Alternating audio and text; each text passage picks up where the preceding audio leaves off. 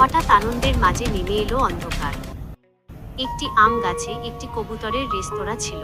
সে সেখানে রান্না করত এবং রান্না করা খাবার ভাত, ডাল, রুটি, মাছ, মাংস বিক্রি করত। বনের অন্য পাখিরা সেখানে খেতে আসতো এবং খেয়ে খাবারের বিনিময়ে টাকা দিত। সেই টাকা দিয়ে কবুতরটির সংসার চলে। এভাবেই তাদের দিন কাটতে থাকে আনন্দের সাথে। গল্পের বাকি অংশ দেখার আগে প্লিজ লাইক এবং সাবস্ক্রাইব করো। কিন্তু হঠাৎ এই আনন্দের মাঝে নেমে এলো অন্ধকার। মানুষেরা এলো গাছটি কাটতে। কবুতরটি অনেক অনুরোধ করে মানুষদের গাছটি না কাটতে, কিন্তু তারা মানে না। এরপর কোনো উপায় না পেয়ে কবুতরটি এক চিৎকার দিয়ে বনের বাকি পাখিদের ডাক দেয়। ডাক শুনে বনের সব পাখিরা ছুটে আসে। এরপর তারা সকালে মিলে মানুষদের উপর হামলা করে, ফলে মানুষেরা দৌড়ে পালিয়ে যায় এবং দোকানটি রক্ষা পায়।